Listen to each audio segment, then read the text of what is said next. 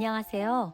오늘 제가 사는 이곳에는 적은 양이지만 비가 내려서 여느 때보다는 쌀쌀한 가을 날씨를 느끼고 있습니다. 주변이 사실 많이 건조했었는데 오랜만에 단비가 내리니까 촉촉함을 느껴서 참 좋은 것 같아요. 오늘 우리 모두 하나님 말씀을 연구함으로 단단하고 메마른 우리 마음에 하나님의 말씀으로 또 성령의 음성으로 촉촉하고 부드러운 마음을 가질 수 있는 시간이 되었으면 좋겠습니다. 오늘은 내 문 안에 유하는 나그네라는 주제로 함께 공부하고자 합니다. 우리 시청자님들은 주변에 어떤 이웃들이 있으신가요? 이웃이란 한 지역에 서로 돕고 협동하며 함께 사는 서로 인간관계를 의미하고 있는데요. 사실 저는 이웃이라는 단어를 딱 들으니까 평소에 자주 들었던 이웃 사촌이라는 말이 생각이 났어요. 이웃 사촌이란 이웃이 힘든 일이 생겼을 때 가장 먼저 달려와 위로하고 격려한 것이 이웃 사촌이고, 또 이웃 사촌이란 이웃이 기쁜 일이 생겼을 때 가장 먼저 달려와 응원하고 기뻐하는 것이 바로 이웃 사촌입니다. 꼭 하나님의 마음 같지요? 사실 이렇게 제가 이민 생활을 하다 보면 이웃 사촌이라는 말이 더욱 실감이 나며 생활을 하게 되는데요. 저도 아주 든든한 장로님 댁과 가깝게 살다 보니 이웃 사촌과 아주 행복하고 늘 감사한 마음으로 지내고 있습니다. 또 요즘은 사실 통신이 발달되어서 여러분들과 이렇게 시간과 공간을 초월해서 우리 모두가 좋은 이웃 사촌이 되는 시대도 또 살고 있지요. 자, 그럼 오늘 어떻게 또 무엇으로 우리의 이웃들에게 그리고 나그네에게 도움과 사랑을 표현할 수 있는지 함께 공부해 보도록 하겠습니다. 제5과 내 문 안에 유하는 나그네. 안녕하십니까. 네, 오늘 5번째 시간입니다. 우리 한번 5번째 시간의 제목을 알아보도록 하겠습니다. 내 문 안에 유하는 나그네. The foreigners living in your towns, the stranger in your gates. 네, 오늘 제목은 내 문 안에 유하는 나그네. 영어로는 이제 나그네를 foreigner라고 얘기를 하고 있습니다. 외국인, living in your town. 우리의 도성에, 도읍에 사는 나그네 혹은 외국인 혹은 the stranger in your gate. 우리의 문 앞에 있는 나그네를 얘기하고 있습니다. 그래서 in your town이라고 하면 우리가 피지컬, 물리적인 우리의 사는 이 도성, 타운에 있는 것도 되겠지만 우리 마음에 있는, 우리 마음 속에 있는 여러분의 타운이 다 갖고 계시죠? 여러분의 마음 속에 속하지 않은 나그네를 어떻게 하라는 것이에요. 그런 나그네를 사랑하라는 공부를 우리 다 같이 해보도록 하겠습니다. 그래서 제목을 좀 더 우리가 이해하기 쉽게 하기 위해서 제가 좀 더 제목을 더 첨부해 봤습니다. 한번 보겠습니다. 제목을. 내 문 안에 유하는 나그네를 사랑하라. To love the foreigners living in your towns, to love the stranger in your gates. 예. 이렇게 하면 나그네를 사랑하라고 하면 오늘 공부할 내용이 좀 더 명확하고 분명해질 수 있습니다. 그래서 이런 마음을 가지고서 우리 그룹에 속해 있지 않은 사람들, 또 우리가 배타해 왔던 그런 사람들을 어떻게 하라는 것이에요? 사랑하라는 뜻입니다. 왜냐하면 하나님께서 우리를, 나그네였던 우리를 사랑하셨고 또 그런 약자들을 사랑하신 예수님께서 오늘 우리들에게 하시는 명령입니다. 이 명령을 잘 듣고 오늘 공부를 해보면 좋겠습니다. 네, 제가 이렇게 한국을 입국을 하게 되면 입국 절차에서 내국인은 왼쪽, 외국인은 오른쪽 이렇게 구분이 되거든요. 입국 절차 심사에 있을 때. 그래서 제가 외국인 쪽에서 제가 모든 수속을 마치고 그 다음에 이렇게 게이트를 딱 나갔을 때 가족들이 있는 분들은 막 이렇게 뭐 8번 게이트에 나가거나 B 게이트 나갈 때 막 가족들이 맞아줘요. 근데 저 같은 경우는 가족들이 없다 보니까 게이트를 이렇게 가방을 끌고 이렇게 나갔을 때, 딱 나갔을 때 조금 이렇게 아무도 반겨주지 않으니까 마음이 좀 이렇게 외롭다는 느낌이 좀 들거든요. 여러분도 그런 경험을 해보셨나요? 우리가 속해 있지 않은 그룹에 참여하게 되면 우리가 정말 어색하고 나그네고 내가 이방이라는 생각이 들 때가 있죠. 그럴 때에 그런 사람들을 어떻게 하라는 것이에요? 사랑하라. 왜냐하면 우리도 그런 경험이 있고 또 예수님께서는 특별히 외국인, 내국인을 구별하지 않고 모든 사람을 다 공평하게 사랑하시기 때문에 우리도 예수님의 명령을 따라서 그렇게 하라는 내용을 오늘 공부해 보도록 하겠습니다. 네, 우리 교사님이 이게 딱 제목을 설명해 주시니까 갑자기 제가 foreigners, 게이트 이런 단어를 보니까 제가 한국 입국할 때 그 상황이 좀 생각이 났었어요. 예, 오늘 좋은 예를 들어주셔서 고맙습니다. 그래서 오늘 기억절을 한번 보도록 하겠습니다. 네, 너희는 나그네를 사랑하라. 전에 너희도 애굽 땅에서 나그네 되었었음이니라. So show your love for the stranger, for you were stranger in the land of Egypt. 네, 감사합니다. 우리가 이제 기억절에 나그네를 사랑하라고 우리에게 명령하고 있습니다. 왜냐하면 우리도 전에 똑같은 나그네가 되었기 때문입니다. 자, 그래서 우리 지난 시간에 첫째가 되는 계명에 대해서 공부를 해봤어요. 그때 서기관들이 와서 예수님께 질문한 내용이 마가복음 12장에 기록되어 있습니다. 우리 그 내용을 다시 한번 보도록 하겠습니다. 기억나시죠? 네. 서기관 중 한 사람이 그들이 변론하는 것을 듣고 예수께서 잘 대답하신 줄을 알고 나와 묻되 모든 계명 중에 첫째가 무엇이니까? 네, 그랬을 때 예수님께서 가장 큰 계명에 대해서 이제 말씀을 하셨어요. 뭐라고 하는지 보겠습니다. 예수께서 대답하시되 첫째는 이것이니 이스라엘아 들으라. 주 곧 우리 하나님은 유일한 주시라. 내 마음을 다하고 목숨을 다하고 뜻을 다하고 힘을 다하여 주 너의 하나님을 사랑하라 하신 것이요. 둘째는 이것이니 내 이웃을 내 자신과 같이 사랑하라 하신 것이라. 이보다 더 큰 계명이 없느니라. 네, 예수님께서 이렇게 말씀하셨어요. 첫 번째 계명을 물어봤는데 첫째 계명뿐만 아니라 둘째 계명까지 말씀하셨어요. 그래서 결국 첫째는 주 내 하나님을 사랑하라, 둘째는 내 이웃을 내 자신같이 사랑하라 하는 이 사랑에 대한 계명을 주시면서 이 사랑보다 더 큰 계명이 없다고 말씀하셨습니다. 그래서 우리가 이 첫 번째 되는 계명은 곧 하나님에 대한 사랑을 얘기하고 있습니다. 그리고 두 번째 계명은 예수님께서 말씀하신 것처럼 이웃에 대한 사랑을 얘기하고 있어요. 그래서 이런 하나님에 대한 사랑과 이웃에 대한 계명을 가장 잘 나타나 있는 것이 어디에 있습니까? 10계명이요. 네, 그렇습니다. 그래서 우리 한번 10계명의 하나님에 대한 사랑과 이웃에 대한 사랑을 한번 보도록 하겠습니다. 첫째, 너는 나 외에는 다른 신들을 내게 있게 말지니라. 둘째, 너를 위하여 새긴 우상을 만들지 말고 그것들을 섬기지 말라. 셋째, 너는 너의 하나님 여호와의 이름을 망령되이 일컫지 말라. 넷째, 안식일을 기억하여 거룩히 지키라. 네, 그러면 이웃에 대한 사랑을 한번 보도록 하겠습니다. 다섯째, 내 부모를 공경하라. 여섯째, 살인하지 말지니라.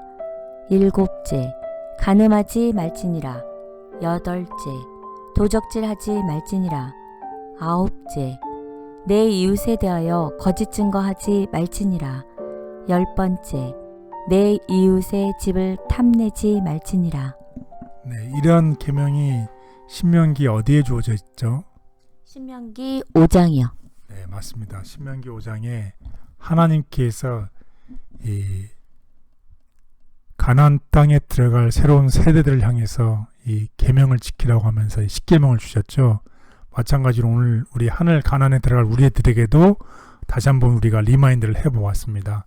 하나님에 대한 사랑과 이웃에 대한 사랑을 하라고 얘기를 하고 있습니다. 그래서 지난주에는 우리가 하나님에 대한 사랑을 공부를 했고 이번 주에는 이웃에 대한 사랑을 공부를 해보도록 하겠습니다. 예, 따라서 오늘 공부의 기호입니다. 오늘의 공부는 이웃 사랑입니다. 그래서 우리가 이웃, 이방인을 사랑하기 위해서 우리가 무엇이 필요할까요? 그리고 왜 우리는 이방인 혹은 이웃을 또 외국인을 우리 범주 밖에 있는 사람들을 사랑해야 할까요? 그리고 세 번째 마지막으로는 어떻게 우리는 이방인을 대해야 할까요? 라는 제목을 가지고서 우리 공부를 할 텐데 이것을 마음에 기억하시고서 우리 공부를 해보도록 하겠습니다. 네. 자, 그래서 오늘 특별히 오늘 공부는 신명기 10장을 중심으로 공부를 해보도록 하겠습니다. 우리가 지난주에는 신명기 6장을 중심으로 공부를 했는데 오늘은 신명기 10장을 중심으로 공부를 해보도록 하겠습니다. 그래서 10장과 9장이 연결되어 있는데 9장을 잠깐 보도록 하겠습니다. 9장에서는 하나님의 은혜에 대해서 나타나고 있습니다.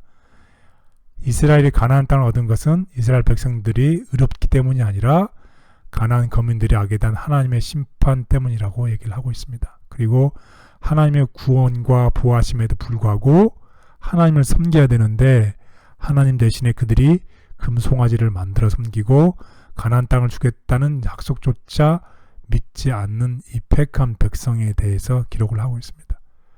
그래서 모세는 이런 패역한 행위에도 불구하고 중보의 기도를 드리죠. 그래서 하나님의 은혜로 심판을 받지 않을 것임을 강조하는 하나님의 은혜에 대해서 강조하고 있는 것이 신명기 9장입니다. 그리고 오늘 배울 신명기 10장에서는 이스라엘과 맺었던 언약을 어떻게 다시 한번 확인시켜주는 하나님의 자비하심이 나타나 있습니다. 그래서 금송아지 사건 이후에 모세가 깨뜨린 돌판이 있었는데 시케명에 돌판이 있었죠.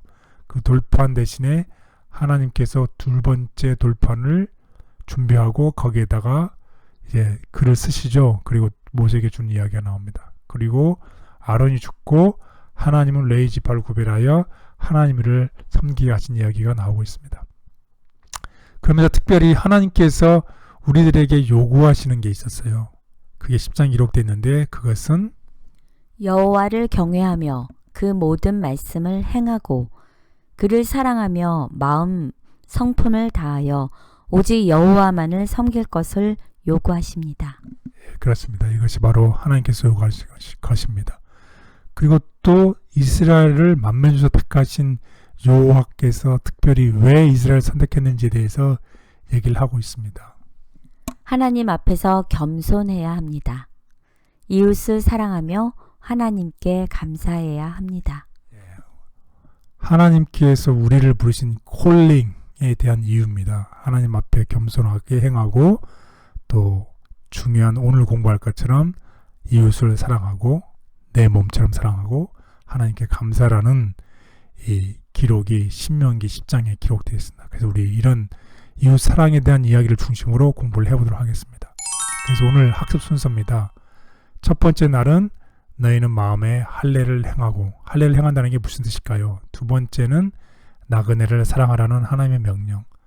그리고 세 번째 날에는 왜냐하면 너희도 외국 땅에서 나그네가 되었기 때문임이라는 기억하라고 얘기를 하고 있습니다.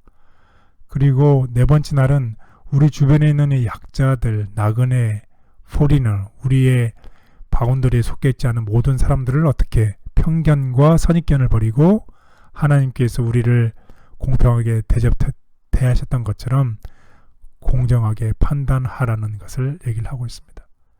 그리고 다시 나라는 하나님 앞에 정말 받아들일 만한, 하나님의 억셉할 만한 정결한 경건에 대해서 마지막으로 공부를 해보도록 하겠습니다. 네, 첫 번째 날입니다. 너희는 마음에 할례를 행하고.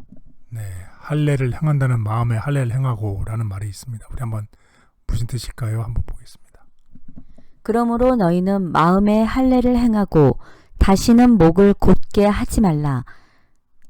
네, 이게 오늘 우리가 보는 개역 성경입니다. 그럼 우리 현대역으로 한번 쉽게 보도록 하겠습니다.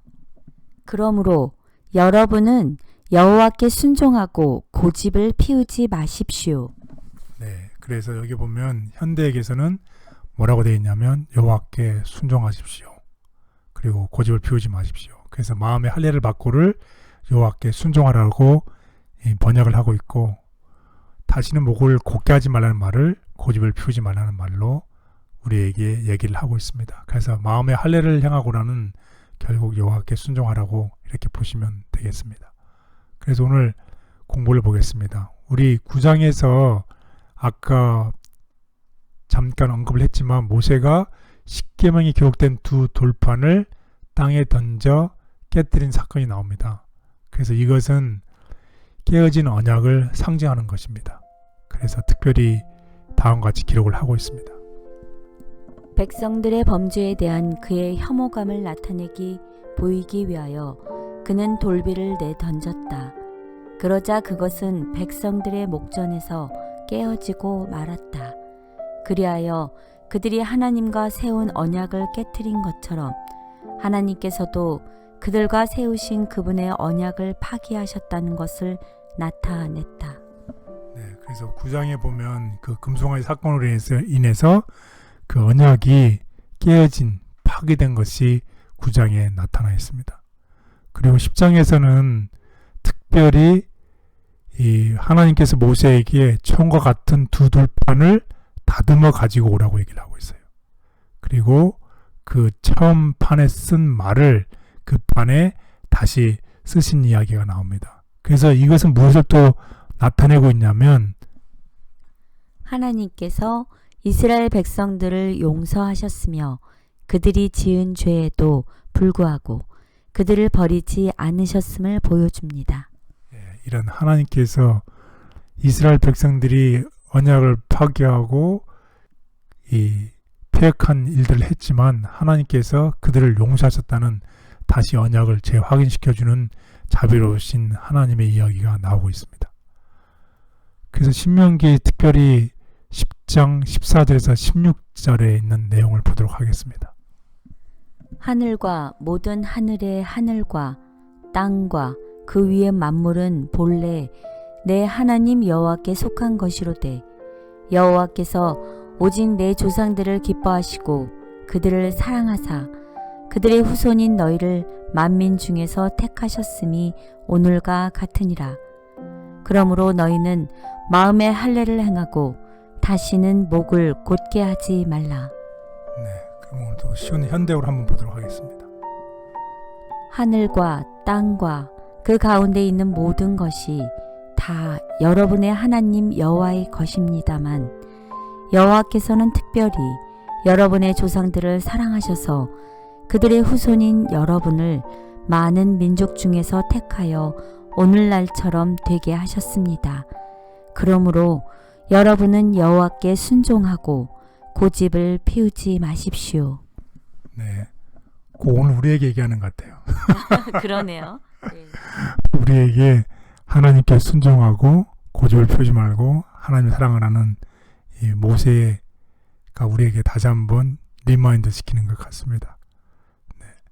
그래서 하나님께서는 이스라엘 백성들이 이 100%로 드리는 이 마음이 아닌 이 나누어서 드리는 마음을 어떻게 하라는 것이에요. 스탑, 멈추고 partially 우리가 하나님께 드리는 이 마음을 멈추고 partially 대신 어떻게 fully 온 마음과 뜻 100% 되는 온 마음과 온 뜻을 다하여 하나님을 섬기라고 말씀을 하고 있습니다. 아멘. 그래서 특별히 또 야고보서는 이렇게 우리에게 권면을 하고 있습니다. 하나님을 가까이 하라. 그리하면 너희를 가까이 하시리라. 죄인들아, 손을 깨끗이 하라. 두 마음을 품은 자들아, 마음을 성결하게 하라.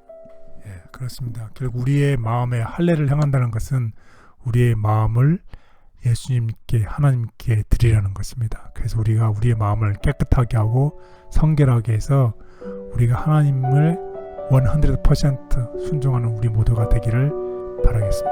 아멘. 하나님께서는 이스라엘 백성들이 지은 죄를 용서하시고 그들과 맺으신 언약을 재확인하시며 전심을 다해 하나님을 사랑하라고 명령하셨다. 하나님의 성취. 한 영혼이 회개하고 하나님을 사랑하고 그 계명을 지키기를 배우는 때마다 또 새 영을 너희 속에 두고 새 마음을 너희에게 주시겠다는 하나님의 약속이 성취되는 것이다. 인간의 마음에 일어나는 변화, 곧 인간의 품성의 변화는 살아계신 구주께서 영혼을 구하시려고 역사하고 계심을 보여주는 기적이다.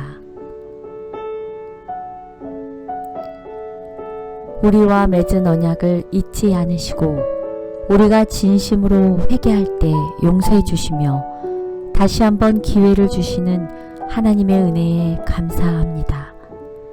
온 마음과 뜻을 다하여 하나님을 사랑하는 참된 주의 백성이 되게 해 주시옵소서. 아멘. 네, 둘째 날입니다. 나그네를 사랑하라. 여기에 보면 이제 나그네를 사랑하라. 하나님의 주권에 대해서 얼마나 강력한 표현, 하나님이 얼마나 강력한 하나님이신지를 특별히 보여주고 있습니다. 한번 보겠습니다. 하나님이 어떠한 분이신지를. 하늘과 모든 하늘의 하늘과 땅과 그 위의 만물은 본래 내 하나님 여호와께 속한 것이로되 땅과 거기에 충만한 것과 세계와 그 가운데 사는 자들은 다 여호와의 것이로다. 네, 여기에 보면 정말로 하늘과 하늘의 하늘과 땅과 모든 것들이 다 하나님께 속했다는 하나님의 전능한 주권에 대해서 강력하게 표현을 하고 있습니다. 이런 하나님께서 이런 온 세상에 충만하고 온 우주를 다스리는 하나님께서 우리에게 하신 명령이 있어요. 전능하신 이 하나님이 하신 명령이 우리 신명기 17장 19절에 나와 있습니다. 그래서 우리 한번 보도록 하겠습니다. 너희의 하나님 여호와는 신 가운데 신이시며 주 가운데 주시요 크고 능하시며 두려우신 하나님이시라. 사람을 외모로 보지 아니하시며 뇌물을 받지 아니하시고 고아와 과부를 위하여 정의를 행하시며 나그네를 사랑하여 그에게 떡과 옷을 주시나니 너희는 나그네를 사랑하라 전에 너희도 애굽 땅에서 나그네 되었음이니라.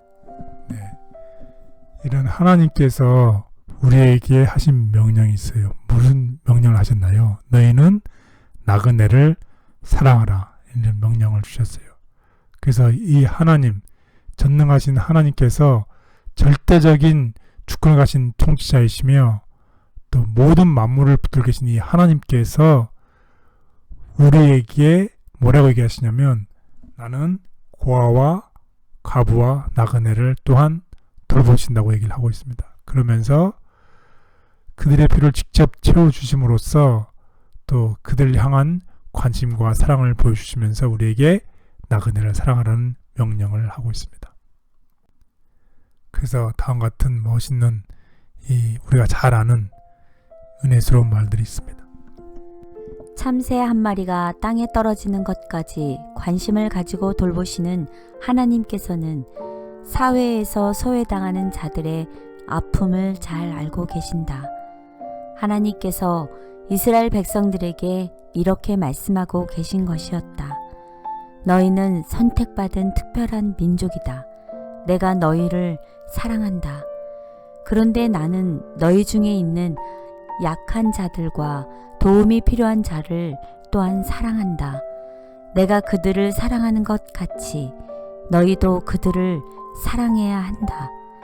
이것은 너와 내가 맺은 언약 가운데 너희가 지켜야 할 매우 중요한 의무이다. 네, 하나님께서 우리가 곧 하늘 분야에 갈 사람들로서 우리들에게 명령하시고 또 당부하시는 얘기입니다. 약한 자들과 도움이 필요한 자들을 사랑해라. 이것이 너희가 지켜야 할 아주 중요한 의무이다라고 얘기를 하고 있습니다. 그러면서 또 다음과 같은 말씀을 주셨습니다. 야곱의 하나님을 자기의 도움으로 삼으며 여호와 자기 하나님에게 자기의 소망을 두는 자는 복이 있도다. 여호와는 천지와 바다와 그 중에 만물을 지으시며 영원히 진실함을 지키시며 억눌린 사람들을 위해 정의로 심판하시며 줄인 자들에게 먹을 것을 주시는 이시로다. 여호와께서는 갇힌 자들에게 자유를 주시는도다. 여호와께서 맹인들의 눈을 여시며 여호와께서 비굴한 자들을 일으키시며 여호와께서 의인들을 사랑하시며 여호와께서 나그네들을 보호하시며 고아와 과부를 붙드시고 악인들의 길은 굽게 하시는도다. 시온아, 여호와는 영원히 다스리시고 내 하나님은 대대로 통치하시리로다. 할렐루야. 네, 우리 하나님 여호와께서는 억눌린 사람들을 위해 정의로 심판하시고 줄인 자들에게 먹을 것을 주시며 또 갇혀있는 자들에게 자유를 주시고 이 맹인들의 눈을 열어주시고 또 비굴한 자를 일으키시며 또 나그네를 보호하시고 고아와 과부를 붙드신다고 우리에게 다시 한번 얘기하고 계십니다. 그래서 하나님 여호와는 신 중에 신이시고 주 중에 주이신 이 전능하신 하나님께서 우리에게 다시 한번 명령하셨는데 그 명령은 너희는 나그네를 사랑하라. 이렇게 말씀하고 있습니다. 왜냐하면 우리도 전에 애굽에서 나왔던 나그네였기 때문입니다. 사회에서 소외당하며 고통 중에 있는 자들을 기억하고 돌보시는 하나님께서는 당신의 백성들 또한 그렇게 하라고 명령하신다. 나그네들을 위한 하늘의 배려. 그리스도께서 이스라엘 백성을 구원하기 위하여 돌아가신 것과 꼭 마찬가지로 나그네를 위하여서도 돌아가셨기 때문에 이스라엘 백성들은 나그네를 사랑하지 않으면 안 되었다.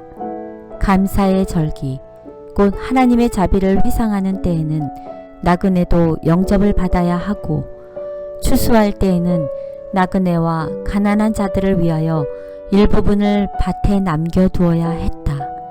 그리하여 나그네들도 하나님의 영적 축복을 같이 나눌 것이었다.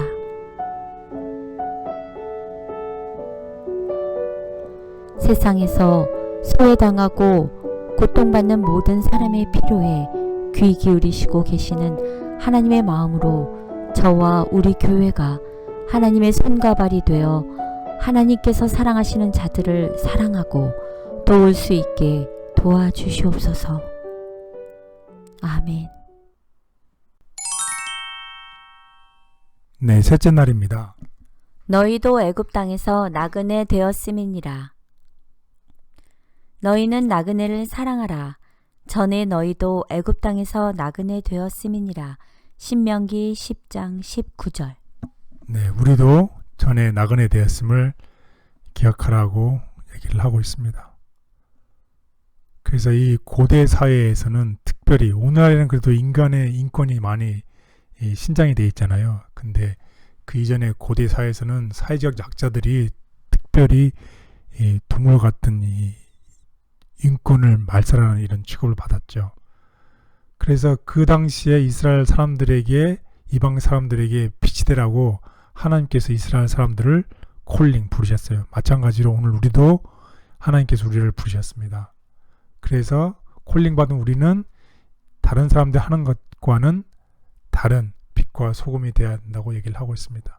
그래서 소외된 자들을 친절하게 대하게 보여주는 것은 우리 하나님과 그들이 가진 믿음을 이방인께서 비해서 얼마나 더 우월한지를 보여주는 강력한 증거가 될 것이었다.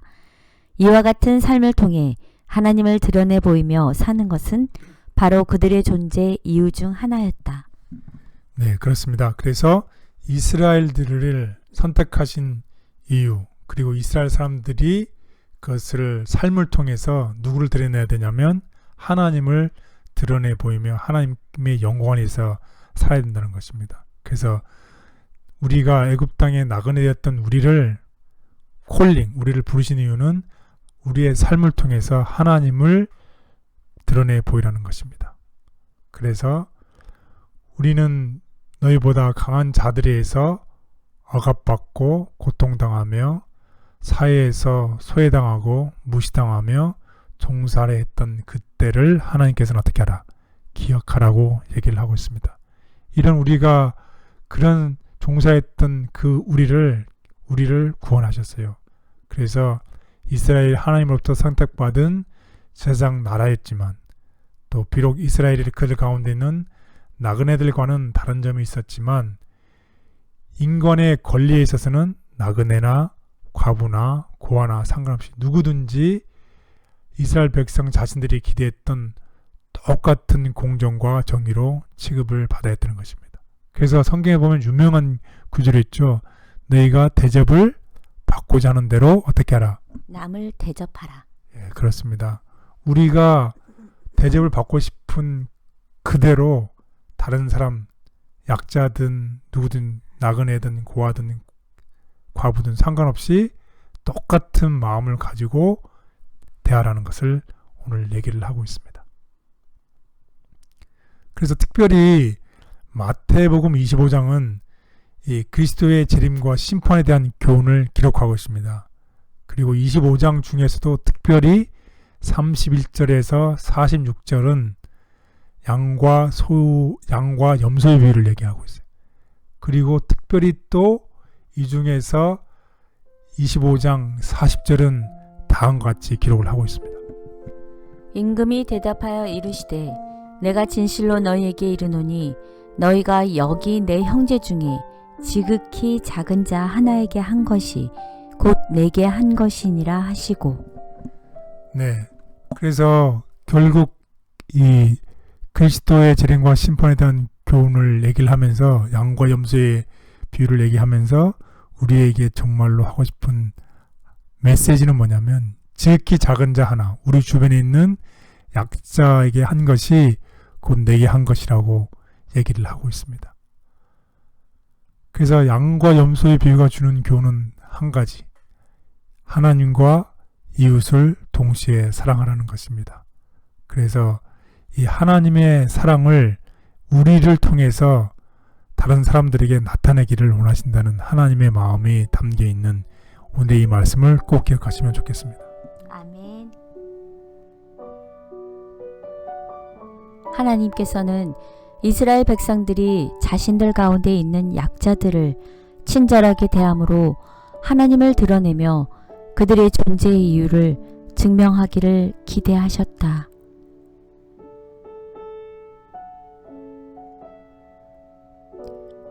약자들을 배려함, 가난한 자와 궁핍한 자와 고통당하는 자들에 대한 친절한 말, 자비로운 행동, 부드러운 관심과 같은 선한 행위들은 그리스도께서 우리에게 맺히기를 요구하시는 열매들이다. 실망과 슬픔에 눌려있는 사람들을 마음으로 동정하고 궁핍한 자들에게 손으로 봉사하며 벗은 자들을 입히고 나그네를 영접하여 그대의 방에 앉히고 그대의 마음에 한 자리를 내어줄 때 천사들은 아주 가까이 오게 되고 하늘에서는 화답하는 노래가 울려 퍼진다.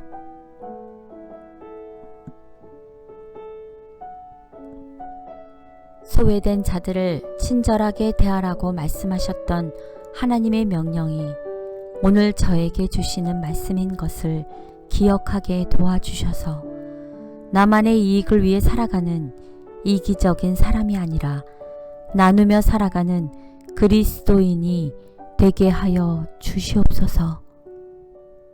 아멘. 네, 넷째 날입니다. 공정하게 판단하라. 네, 공정하게 판단하는 제목으로 공부를 해보도록 하겠습니다. 특별히 신명기 1장, 신명기 16장, 신명기 24장, 신명기 27장에 나와 있는 이 공정에 대해서 우리 보도록 하겠습니다. 요새 공정이라는 게 이슈가 돼 있죠. 항상 우리가 공정하게 모든 일들을 다 판단하시는 우리 하나님을 보면 좋겠습니다. 우리 다 같이 보도록 하겠습니다. 내가 그때에 너희의 재판장들에게 명하여 이르기를 너희가 너희의 형제 중에서 송사를 들을 때에 쌍방간에 공정히 판결할 것이며 그들 중에 있는 타국인에게도 그리할 것이라. 너는 재판을 굽게 하지 말며 사람을 외모로 보지 말며 또 뇌물을 받지 말라. 뇌물은 지혜자의 눈을 어둡게 하고 의인의 말을 굽게 하느니라. 너는 객이나 고아의 송사를 억울하게 하지 말며 과부의 옷을 전당 잡지 말라. 객이나 고아나 과부의 송사를 억울하게 하는 자는 저주를 받을 것이라 할 것이요 모든 백성은 아멘 할지니라.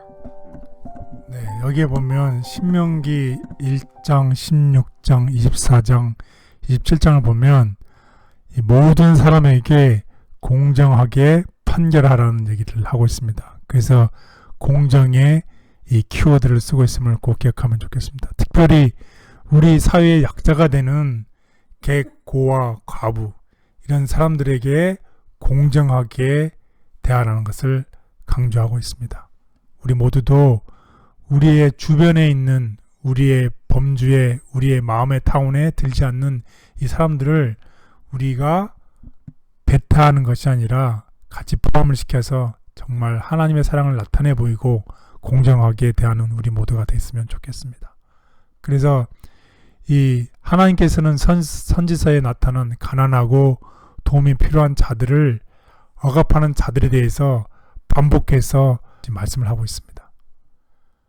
그리고 또 다른 사람을 억압하면서 어떻게 우리가 거룩한 백성이 될 수 있겠습니까? 그러면서 말씀하시기를 종교적으로 아무리 뛰어난 의식을 잘 지킨다 할지라도 결코 우리는 그렇게 할 수 없다는 것입니다.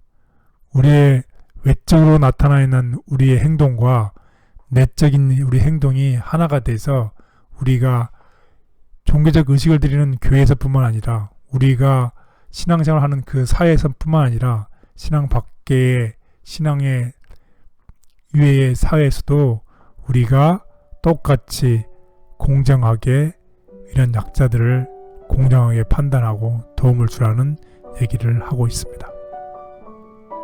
하나님께서는 올바른 종교적 행위가 그들을 거룩하게 만드는 것이 아니라 하나님의 품성을 닮은 삶의 실천이 참된 거룩함임을 가르쳐 주셨다. 공명정대한 판단. 의와 공평과 공명정대한 판단에 대한 인간의 개념을 낮추는 어떤 것, 곧 하나님의 인간 대리자들을 인간의 마음의 지배를 받도록 이끄는 어떤 고안이나 계율은 하나님을 믿는 그들의 믿음을 손상시키고 영혼을 그분에게서 분리시킨다. 하나님께서는 사람이 가장 경미한 정도로 그의 인간 동료를 지배하거나 압제하게 될 어떤 의도도 옹호하지 않으실 것이다. 모두가 공정을 외치고 있지만 여전히 불공정함이 가득한 이 세상에서 하나님께서 가르쳐 주신 삶의 원칙들을 기억하고 적극 실천함으로 적지만 긍정적인 변화가 제 주변에서부터 일어나게 도와주시옵소서. 아멘. 네, 마지막 5번째 날입니다. 하나님 앞에 정결한 경건. 네, 하나님 앞에 정결한 경건에 대해서 알아보도록 하겠습니다. 특별히 이 가난한 자에 대한 보호를 이 신명기 24장 10절에서 15절에 대해서 얘기를 하고 있습니다. 일반 법을 얘기하고 있는데 우리 다 같이 현대역과 개정역을 가지고서 우리 가난한 자에 대한 보호에 대한 이야기를 우리 보도록 하겠습니다. 여러분은 다른 사람에게 무엇을 꾸어줄 때 담보를 잡으려고 그 집에 들어가지 말고 그가 담보물을 가지고 밖에 나올 때까지 서서 기다리십시오. 만일 그 사람이 가난하여 그의 외투를 담보물로 주면 여러분은 그것을 밤새도록 보관하지 말고 해질 때에 되돌려 주십시오. 그러면 그가 그 옷을 입고 잠을 자면서 고맙게 여길 것이며 여러분의 하나님 여호와께서도 그 일을 선하게 여기실 것입니다. 여러분이 고용한 가난한 품꾼이 여러분의 동족이든 여러분의 땅에 사는 외국인이든 여러분은 그를 학대하지 말고 그의 품삯을 해가 지기 전에 지불하십시오. 그는 가난하기 때문에 그 돈이 당장 필요한 사람입니다. 여러분이 그 품삯을 당일에 주지 않으면 그가 그 일을 여호와께 호소할 것입니다. 그러면 여러분이 그 일로 죄를 짓게 될 것입니다. 우리 개정력으로 한번 읽어보도록 하겠습니다.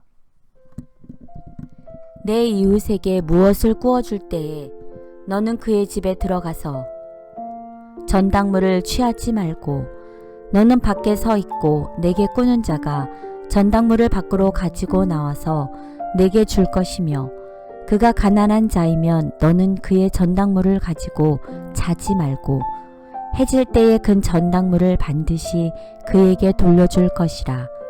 그리하면 그가 그 옷을 입고 자며 너를 위하여 축복하리니 그 일이 내 하나님 여호와 앞에서 내 공의로움이 되리라. 공공하고 비난한 품꾼은 너희 형제든지 내 땅 성문 안에 우거하는 객이든지 그를 학대하지 말며 그 품삯을 당일에 주고 해 진 후까지 미루지 말라. 이는 그가 가난함으로 그 품삯을 간절히 바람이라. 그가 너를 여호와께 호소하지 않게 하라.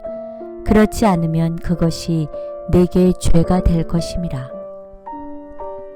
특별히 신명기 24장에서는 우리가 이웃에 대해서 어떻게 해야 될지를 구체적으로 얘기를 하고 있습니다. 가난한 사람을 우리가 무엇을 구워줄 때 전당물을 취하지 말고 또 그가 가진 이것을 가난한 자일 때 그 전당물을 가지고 해가 질 때까지 해가 지기 전에 그 사람에게 돌려주라고 얘기를 하고 있습니다. 그리고 그를 학대하지 말고 또 일을 시켰으면 그 품삯을 미루지 말고 당일에 반드시 주라고 이렇게 구체적으로 얘기를 하고 있는 우리 하나님의 명령을 보고 있습니다. 그래서 특별히 야고보서 1장 27절에서 2장 1절에서는 우리 하나님 아버지 앞에서 정결하고 도리 없는 경건에 대해서 얘기를 하고 있습니다. 하나님 아버지 앞에서 정결하고 더러움이 없는 경건은 곧 고아와 과부를 그 환난 중에 돌보고 또 자기를 지켜 세 속에 물들지 아니하는 그것이니라. 내 형제들아, 영광의 주 곧 우리 주 예수 그리스도에 대한 믿음을 너희가 가졌으니 사람을 차별하여 대하지 말라.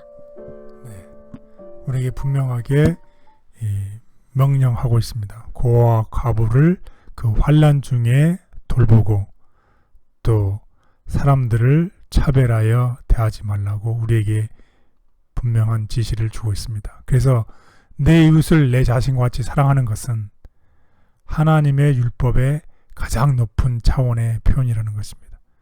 십계명을 하나로 한마디로 얘기를 하면 사랑이죠. 하나님에 대한 사랑, 이웃을 대한 사랑. 이웃을 어떻게 사랑하는 것인가요? 내 몸과 같이. 내 몸처럼 사랑하라는 가장 높은 하나님의 명령과 높은 차원의 표현이라는 것입니다. 이와 같이 실천하는 것은 모세가 거룩한 땅의 경계에서 이스라엘 백성들에게 얘기했던 것과 마찬가지로 또한 야고보 때 시대와 마찬가지로 오늘날 우리 지금 살아가고 있는 이 시점에서도 우리가 반드시 실천해야만 되는 중요한 현대 진리임을 꼭 기억하시면 좋겠습니다. 아멘.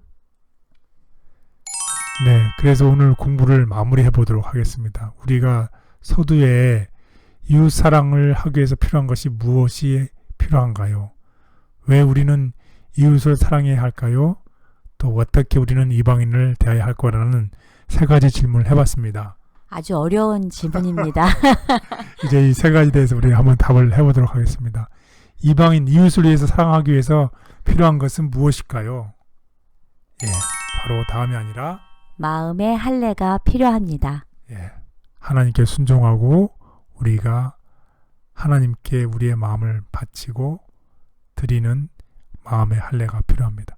예, 아까 마음의 할례가 순종하고 고집을 부리지 마십시오라고 배웠는데요. 네, 그렇습니다. 하나님께 순종하라고 얘기를 배웠죠. 예, 두 번째입니다. 왜 우리는 이방인을 사랑해야 할까요? 하나님께서 이방인을 사랑하고 우리도 전에 이방인이었기 때문입니다. 예, 그렇습니다. 하나님은 항상 이 소외받은 자들도 늘 사랑하시고 또 우리가 전에는 소외받는 사람이었고 또 하나님의 은혜로 우리가 그 어두운 데서 불륜을 받았기 때문에 우리도 우리의 이웃들, 이방인, 우리 밖에 있는 사람들을 우리도 사랑해야 합니다. 세 번째 마지막입니다. 어떻게 우리는 이웃을 대해야 할까요? 이방인 작은 자를 공평하게 돌보아야 합니다. 예, 그렇습니다. 이 귀천과 빈부의 여부를 떠나서 모든 사람들, 특별히 이 지극히 작은 자 이런 사람들을 공평하게 잘 돌봐야 됩니다.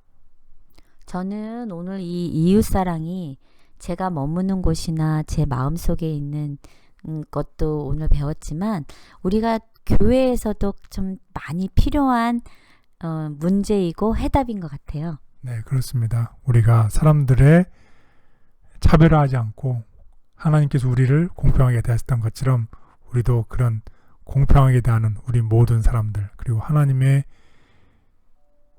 뜻과 하나님의 성품을 나타내 보여주는 빛과 소금 역할을 하는 우리 모두가 되기를 간절히 바라겠습니다. 아멘. 하나님께서는 올바른 종교적 행위가 그들을 거룩하게 만드는 것이 아니라 하나님의 품성을 닮은 삶의 실천이 참된 거룩함임을 가르쳐 주셨다. 공명정대한 판단. 의와 공평과 공명정대한 판단에 대한 인간의 개념을 낮추는 어떤 것, 곧 하나님의 인간 대리자들을 인간의 마음의 지배를 받도록 이끄는 어떤 고안이나 계율은 하나님을 믿는 그들의 믿음을 손상시키고 영혼을 그분에게서 분리시킨다. 하나님께서는 사람이 가장 경미한 정도로 그의 인간 동료를 지배하거나 압제하게 될 어떤 의도도 옹호하지 않으실 것이다. 모두가 공정을 외치고 있지만 여전히 불공정함이 가득한 이 세상에서 하나님께서 가르쳐 주신 삶의 원칙들을 기억하고 적극 실천함으로 적지만 긍정적인 변화가 제 주변에서부터 일어나게 도와주시옵소서. 아멘. 네, 오늘 공부의 요약을 해보겠습니다. 첫 번째는 하나님께서는 이스라엘 백성들에게 그들 가운데 있는 나그네와 소외된 자들을 돌봄으로 하나님을 향한 사랑을 표현하라고 명령하십니다. 왜냐하면 이것이 바로 하나님 앞에서 정결하고 더러움이 없는 경건이기 때문입니다. 마지막으로는 진리를 아는 것에서 그치는 것이 아니라 삶 속에서 우리가 받은 진리를 실천하며 사는 것이 참된 그리스도인의 모습인 것입니다. 우리 모두 다 하나님의 명령을 따라 십계명에 나타난 하나님에 대한 사랑과 이웃에 대한 사랑, 총괄적인 이 사랑의 참 모습을 보여주는 우리 모두가 되기를 간절히 바라겠습니다. 감사합니다. 오늘 교과 공부를 통해서 우리의 도움이 필요한 자들을 적극적으로 도우며 공정하게 대하는 것이 참된 우리 그리스도인의 경건임을 깨달았습니다. 지식에 그치는 우리의 신앙이 아니라 삶을 통해 실천하는 신앙을 기대하시는 하나님의 마음을 이해하고 또 느끼시게 되기를 바라겠습니다. 앞으로 이제 또 저희가 각자 삶의 터전으로 돌아갈 텐데요. 여러분들과 또 제가 속한 교회가 또 우리의 가정이 보다 적극적으로 하나님의 사랑을 나눌 수 있는 그런 우리의 신앙인의 모습이 되었으면 좋겠습니다. 여러분들 행복하시고 건강하세요. 감사합니다.